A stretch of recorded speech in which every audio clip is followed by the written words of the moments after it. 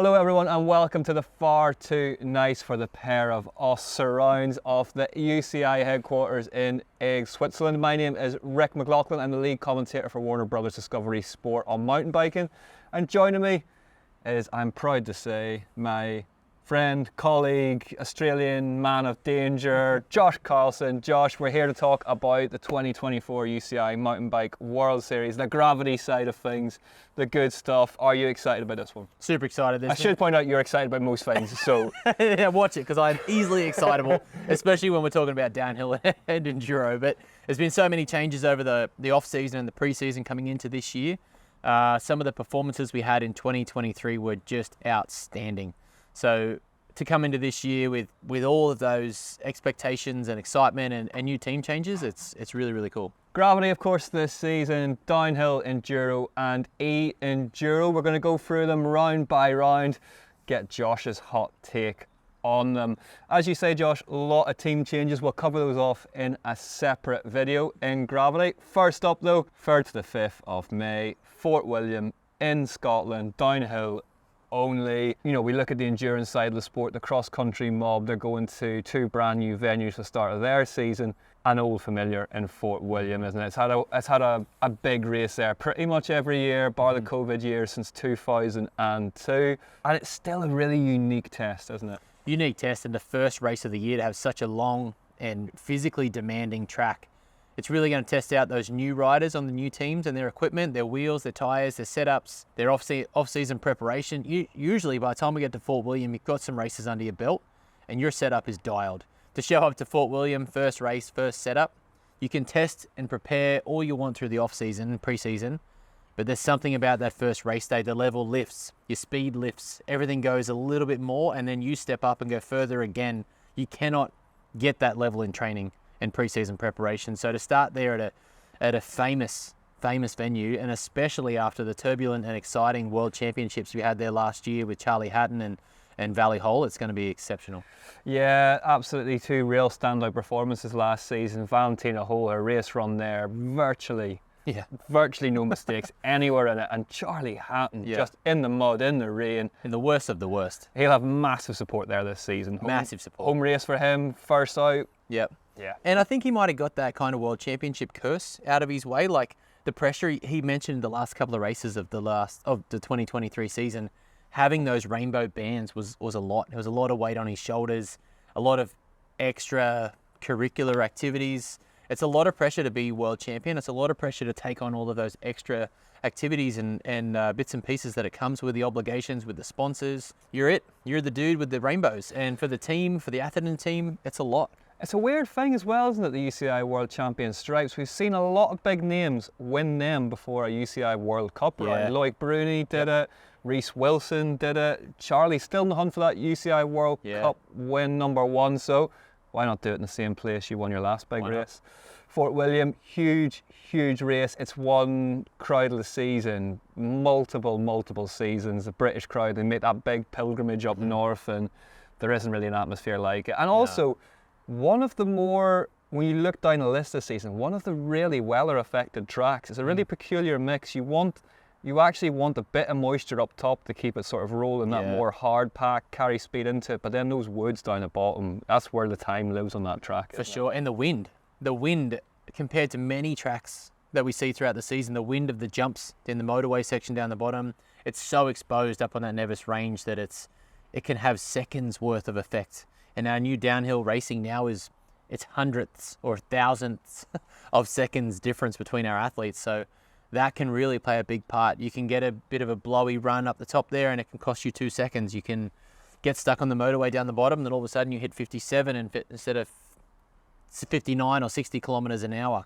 It's a really weather dependent track, that one. Amaury Pierron back in action, we hope, provided he comes out the rest of this off-season unscathed. He's won Fort William 4 times already.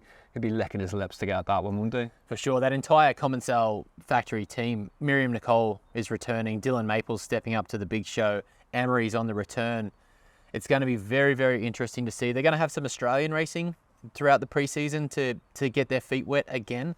Amaury's breakthrough season was after an Australian summer worth of preparation, so maybe he's chasing that glory again. You can't rule him out. I mean, he's an exceptional athlete. He knows what it takes. He knows the level, and he'll be hungry to get back up the top of our result sheet sooner rather than later. Well, after you finish doing your bit for the Australian Tourist Board, 10th or 12th of May, we head to Finale Outdoor Region for the first Enduro World Cup, the first E-Enduro UCI World Cup of the season. And again, we talk about Fort William being a big, familiar beast. Finale Outdoor Region, Finale Ligure, Pietra Ligure, they are just some of the best fun you can have on a trail bike anywhere, aren't they? And an amazing location, just like Fort William for the downhill. Finale Outdoor Region is iconic for Enduro. It's sort of the home of Enduro for many, many, many years now. The racing is phenomenal year in, year out. They have such a diverse selection of trails to choose from. And to start the season there, you know, it's an amazing way to kick off. I think we're going to see a big rise this year in the E-Enduro World Cups and the racing there. There's quite a big shift of athletes that have been moving across to E-Enduro for 2024. So that's going to be amazing to see. Do we have to pause? Helicopter there, probably Nino Shorter. Especially E-Enduro. I mean, this is a part of the world. It's at the pointy bit at the end of the spear, isn't it, for an e-bike and what can be done on e-bikes. And I mean, what a place to get things underway. What a place. We had some amazing races the last couple of years. I mean, one of the first e-bike races, E-Enduro World Cups I did in Finale a few years ago was close to 8 hours, 40 degrees. It was extraordinary. So to start the season here, there's a few team changes, a couple of the big names that are back in form, back fitter and faster and stronger than ever. And the bike tech as well. Yeah. Enduro, I think more than any other format, steps up every year, doesn't it? It does. The motors are becoming a lot more equal across the board now. It's been harder the last couple of years, and last year the speed, it was kind of the same as our regular Enduro World Cup racing, which a lot of people didn't expect. A lot of our times and speed was just as fast as the top 10 in the Enduro World Cup. So I really see that growing this year. And to have the entire Enduro World Cup start in Finale, to see if the likes of Isabeau, Jesse, Richie, Jack, there's so many phenomenal athletes that I think will really, really enjoy that starting place and kick their season off on a high. Isabeau Courtourier, really interestingly, has never won an individual Enduro World Cup in Finale Ligure. Is that right? She's won twice as part of Team France Trophy of Nations. Right. That would be a good one to tick off early doors, wouldn't it? Yeah. Right that wrong, really. Oh, for sure. And the female racing is just getting closer and closer every single year, and it's getting tougher for someone who's been so dominant like Isabeau to dominate the way that she has the last couple of years. Right, after that then we, obviously a quiet night in Finale after the race, as it always is. We decamp, put the bikes in some boxes and head to Poland. Bielsko-Biala, an absolutely phenomenal venue. A good friend of mine lives there and he's been after me for years to go out and ride there. Downhill, E-Enduro and Enduro World Cups, a brand new venue in Eastern Europe. And those boys, we met them last week at an LOC event in London.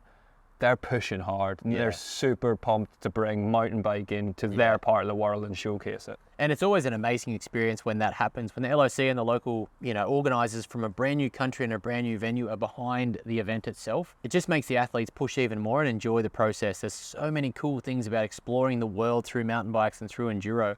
I mean, it's reminiscent of the early days and when it was all just a breakthrough discipline. And now to have this opportunity to explore somewhere like Poland for downhill and Enduro and E-Enduro, it's going to be a fantastic round too. I think as well, like we saw it in Loudenvielle last season where we'd had an Enduro World Cup before and then they built a downhill track. And everybody was kind of like, what's this downhill track going to be like? And it was one of the tracks of the season. I mean, like, you've got these big names, your Fort Williams, your Mont-Sainte-Anne, the pillars of the sport on the calendar. But it's great to see these new venues come through as well. And for the racers, ask some real questions. Who can adapt quickly? And bike setup. You know what's going to break at Fort William. You know what's going to happen at everything. Basically everything. In somewhere including your will. As we get down the schedule like Val d'Isole and Leogang and Mont-Sainte-Anne, you kind of know what to expect to a degree. You know the dirt, you know the routes, the rocks, the people, the terrain, the language, the food. Somewhere like Poland is a brand new venue. It's a lot of variables that you don't exactly know yet. You cannot control every single thing or be prepared for it. So that's a new aspect that we haven't had in a little bit. certainly Enduro and E-Enduro wise, a lot of racing and Bielsko-Biala on. They're the trail network's called the Enduro Trails. Oh, it's going to be phenomenal. Yeah, it's going to be great. I'm looking forward to that one. Really cool. Next up then, downhill, E-Enduro and Enduro in Salfenden, Leogang, Salzburgerland in Austria. Leogang, one of those really long serving venues, I think about 15 years or so it's been on the calendar, and a really experienced, committed team there. They had their first Enduro side of things last time out. How do you think that went? What changes do you think we'll see this year? I think they learned a lot from last year. It was a good first Enduro World Cup there, good first E-Enduro World Cup, but there was a lot of things they can learn from and adapt to make this year even better, and I'm expecting a fantastic event schedule layout for Enduro and the E-Enduro this year in 2024. No cross country there this year. It's just Enduro and downhill, which I think will bring them all together. Harrowing cross country track and brutal. I'm not mad about that one bit. Yeah. So I'm really expecting a much better and a more polished setup and schedule this year in Leogang. The riding there is phenomenal. The riding throughout all of Austria, especially Leogang, it's been one of those tracks that's famous in the world of downhill and the world of gravity. So to go back there in 2024, I'm really, really excited to check it out. It's always a really good downhill race in Leogang. It's full of drama. The speed is incredible. Like, there was a period towards the mid to sort of late 2000s where they seemed to get a lot of stick about how, it's too bike parky, it's too fast, and every year they listened and they added stuff and they made it more and more difficult. And now the speeds are so high that the times are so tight. You actually are guaranteed good racing. And we saw Valentina Ho win her first Leogang race there last time out as an elite, and then Andy Kolb took the win for the men's and sent them into raptures. And that was, I think, if we're sitting here 10 years from now, all being well, Andy Kolb's win with Valentina Ho, that Austrian double will be a huge race. That'll be seen in the annals of that sports history. You couldn't script that any better. It's just a phenomenal scenario for the country of Austria. Young generations and the new generations of athletes coming up. If you were there as a teenager watching it on telly, watching it live, and you saw that, there's no bigger inspiration than your local hometown heroes winning. It's a phenomenal scenario.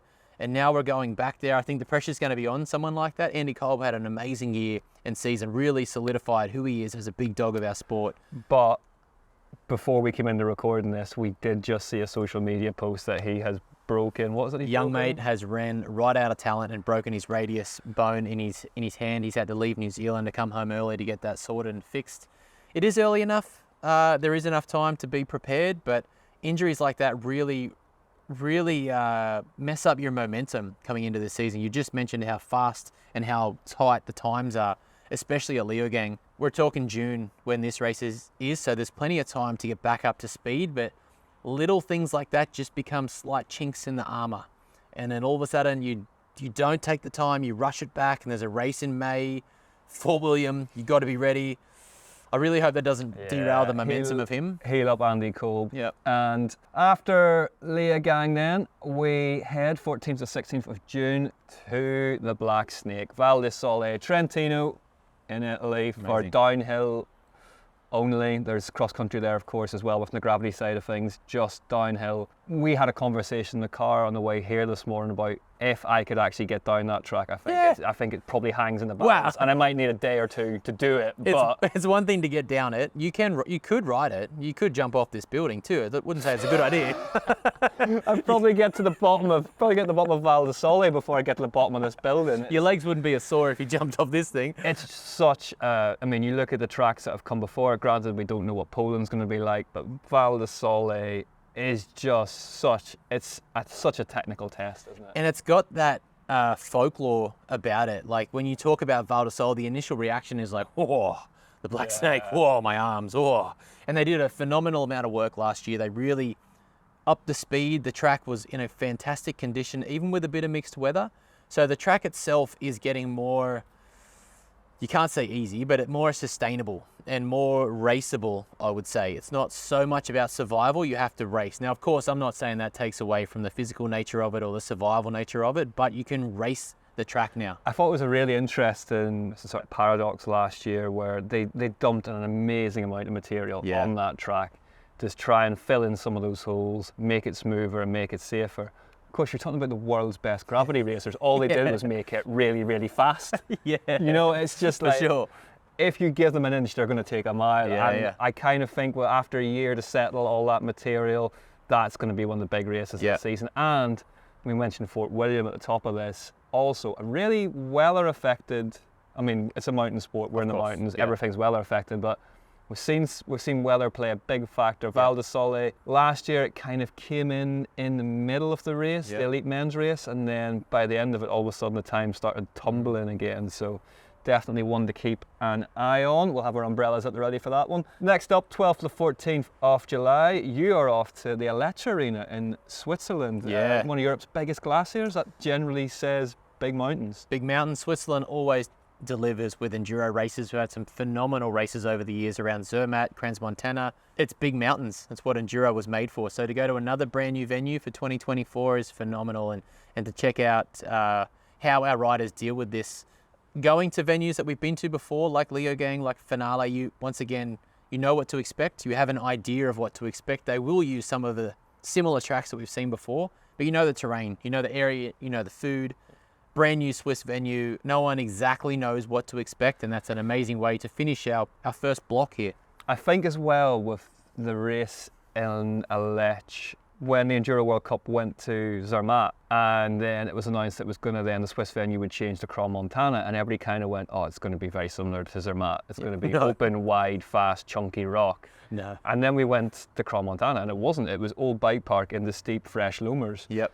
Everybody's kind of going, we've been to this part of the world before, but also it can mean anything. Switzerland could be anything. Yeah, it's so much varied terrain. You could be up in the high alpine in the snow and the rocks and the exposure. You could be down in the deep, duffy, loamy woods. It's a really, really cool scenario that Switzerland offers, and it's going to provide some fantastic racing. And by that point, we're really going to be into the nitty-gritty of the season and see who's establishing themselves as a championship threat, championship hope, who's had a lackluster start to the season. They're reasonably close together, the first few races, so there's not much time to adapt and fix what you may have done right or wrong in the off-season, pre-season. It's the penultimate round of the Enduro World Cup, of course, Aletsch Arena this season. Then we have a big mid-season break for something called the Olympic Games in Paris. Of course, no gravity sports in that, but interestingly, I guess from a racer's point of view, a chance to maybe for the gravity stars to recuperate, recover, get any injuries sorted, address anything to do with bikes. We've not had a break as big as this before.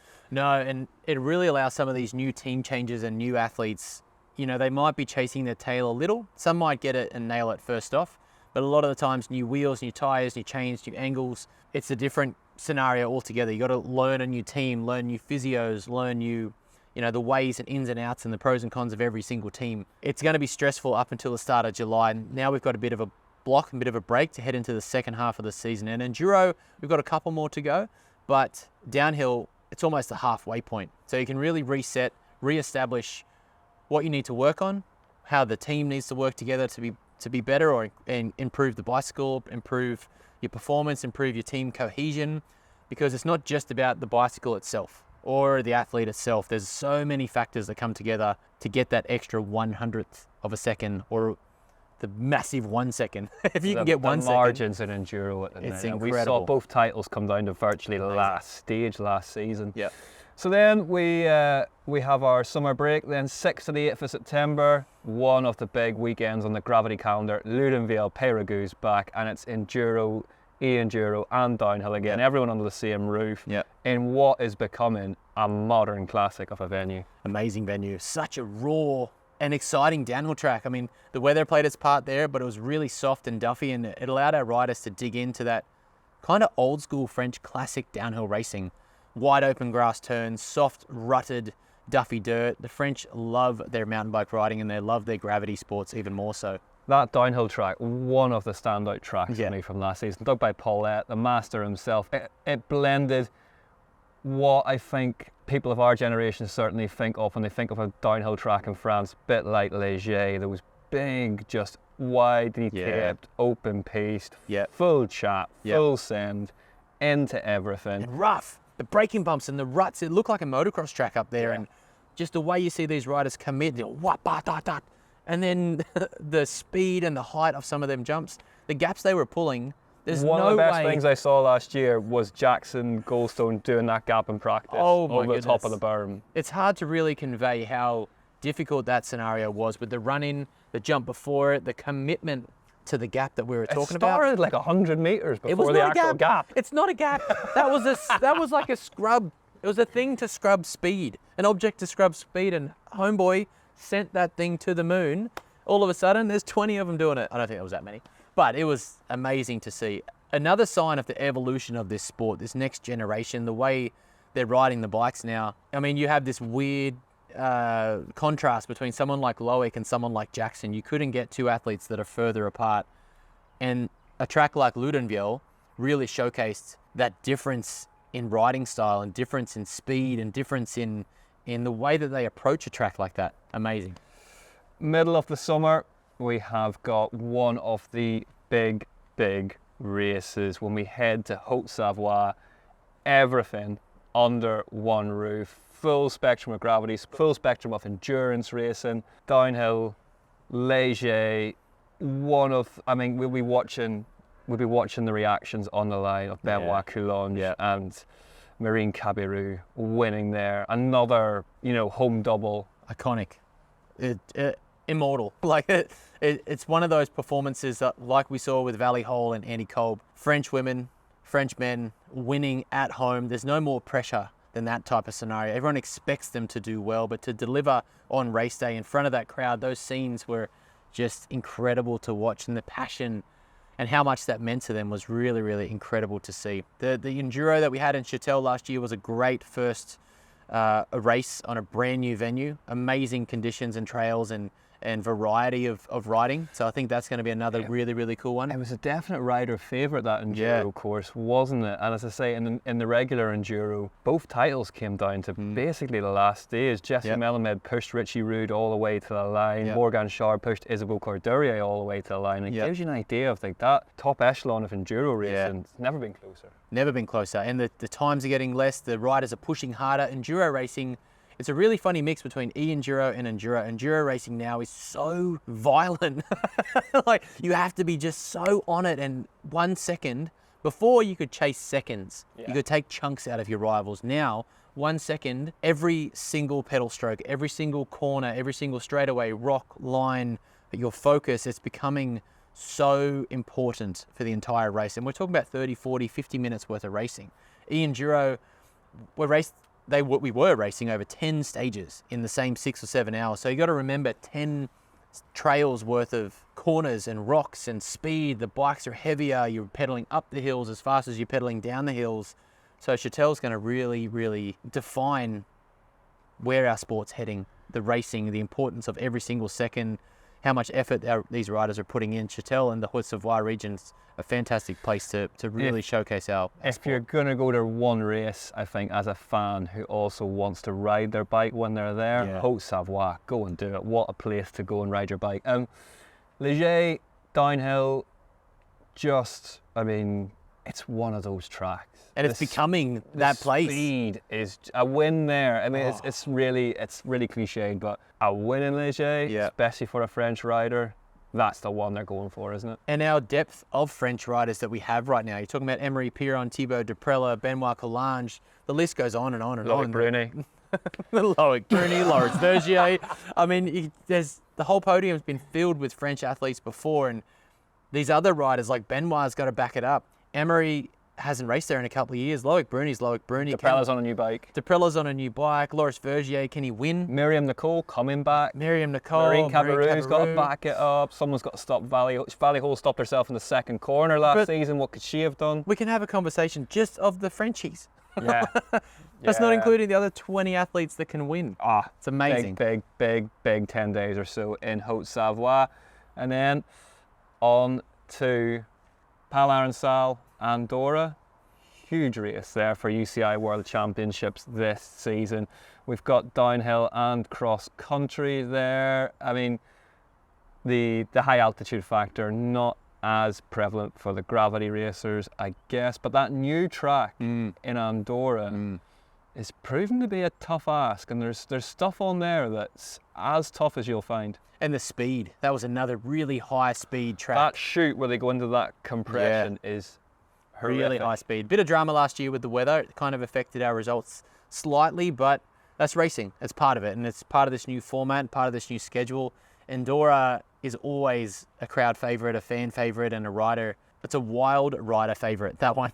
It's gonna provide some fantastic racing again. Second time on the new track. We've been there years and years before, but on this new track, it's a bit of everything on it, really. There's a lot going on in there. Perhaps Yeah. more so than any other track in the calendar. There's sections off it that remind you of that Fort William one line for everyone full chat. There's the steeper, rootier bits that are kind of a bit more Val di Sole. There's some big chunky rock like we find in Leogang. There's just a lot of everything going on all at once, and it's it's right by the Commensal factory, their HQ, where Max Commensal goes to work every day. Totally. Deprella won there last time on a Commensal. Greg Menard nearly won, just lost out by over a tenth of a second. Nina Hoffman won on her Santa Cruz. Can produce drama as well. Can produce plenty of drama. The altitude, the wind, the weather. We saw it last year, how quickly that weather rolls in and affects that track. The top section is extremely open and volatile.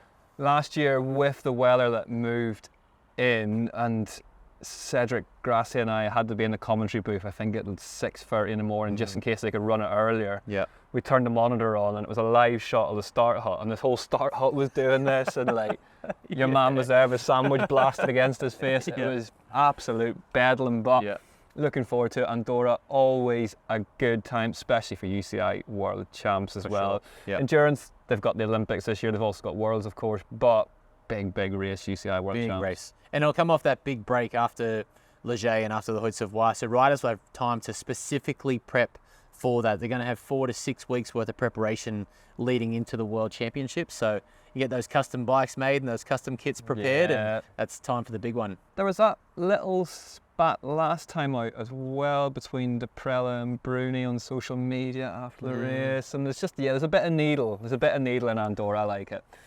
Finally, then on Le Plain, Mont-Sainte-Anne. What a place we were treated to. I mean, we've both been going to Mont-Sainte-Anne for years, but the autumnal colours, the track conditions last year. Oh, beautiful, spectacular. Biggest crowd I've seen there for a long time. Vallejo didn't need to go and absolutely boss absolutely every format of the weekend, but absolutely bossed everything throughout the entire weekend. Jackson Goldstone pulled off what was one of the big race results of the season. What a run.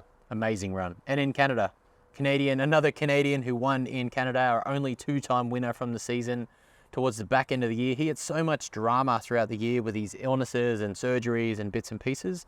And then to come out on the biggest stage towards the end, first year as elite as well. Benoit Collange in France, Andy Kolb in Austria, Jackson Goldstone, Val di Sole and Mont-Sainte-Anne. Canadian, Charlie Hatton for unbelievable. William. Oh my goodness, it just goes on and on. But that was amazing. That was Valentina really cool. Holo, I know she's changed team, she's changed bike and stuff, but I mean, we just talked about the dominance in Mont-Sainte-Anne last year. It's a question of who can beat her this season, isn't it, really? Who's going to take it to Valley? New team, but she's bringing a lot of her staff with her and a lot of her comfort zone, I would say. Ocean O'Callaghan won in America. Amazing.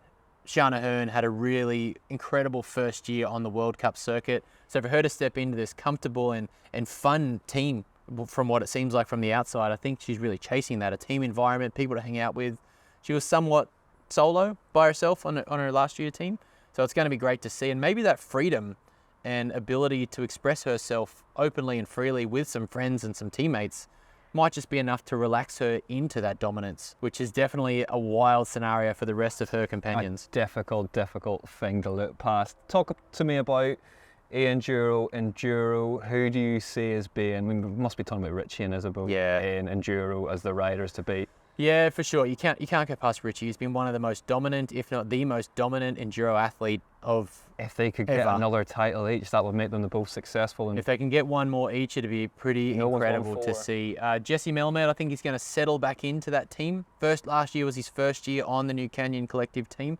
So his second year on that team, he'll relax and settle into it a little bit more. He had his own drama throughout the year, Isabeau, like, can Ella Connolly step up? Can Harriet Harnden step up and really set herself in that Enduro championship leader? She's won races before. She's been on the podium, but winning that championship takes a lot more that Isabeau has shown us. Jack Moyer return to the podium? Charlie Murray really stood out as a constant rider last year. Good year last he year, wasn't Charlie. so peaky. He was just always there. Dimitri Tordo is going to be on a brand new team. We've seen a bunch of people move across to the E-Enduro for 2024. Jose Borges is now going to be a part of the E-Enduro roster. Ryan Gilchrist had a fantastic opening season on his first year as a pro debut. A lot going on with that, e-bike as well. They're working very closely with Shimano. They're really taking the fight to Bosch. Shimano's really invested in that e-bike and that new motor software and that race software, and it's going to be a little bit more of a level playing field now, that Shimano motor and software against the dominant Bosch. I mean, Fabien Barel was exceptional last year, one of the greatest ever mountain bike athletes we've seen, and he continues to impress. Can anyone beat him? It's always been a tough ask, no matter what bike he's on, to be honest with you. If he shows up and he's committed and determined, it's going to be a tall ask. But there's more people now that are going to be nipping at his heels. The Yeti guys, there's more Canyon teammates who are going to try and knock him off. Can the KTM guys of Tiago and Pombo really step back up? And they were really good last year, really solid week in, week out. You know, the Gas team is stepping up leaps and bounds, and they come through last year as a bit of a surprise package, really. Alex Marin stepped into that role and really took it on with that brand new bike of theirs. So there's a lot. There's a really lot. I think the target's on Fabian's back. He dominated last year in the E-Enduro, so I think he is the one to beat. And for Jesse, Charlie, Jack, will Martin return to winning? I hope Martin can get back up there and really get back onto the pointy end of the podium. Yeah. Great to see Martin Mays back in action. I think, I mean, kind of part and parcel of how good a season we had last time. Well, we're heading into this one going, we've got some idea of the form, but yeah, like Reese Verner won, Alex Rideau won, Yun Danu won in France. So we've had a bunch of debut winners that these guys are really going to look to step into that role. We've got a couple of young guns coming up. Sasha Kim just got a brand new factory ride for 2024 on the Giant Factory Off-Road team. Alex Rideau has won again. He'll be hungry to do that more often than just in his hometown. Can Charlie Murray win? Can Jack dominate again? There's so many question marks and questions and stories riddled throughout our entire season. Ella Connolly has had a drama-filled 2023. Morgan Shah was right there. My goodness, she was riding phenomenally last year. I don't know. It's going to be a busy summer. I've just confused myself, but I've also just made myself overly excited to get started. Anyway, we are going to have to stop it there and go for some lunch and keep talking about bike racing in our own spare time. But thank you very much for joining us for this little season preview for Gravity. Don't forget, you can follow all the action, not just from mountain biking, but from just about everything on two wheels on Eurosport Cycling, the new home of cycling, as well as on the UCI Mountain Bike World Series channels, and that's on YouTube, Instagram, and TikTok. We'll get Josh doing some dances on there in a bit this season. Thanks very much for watching. We'll see you at the races.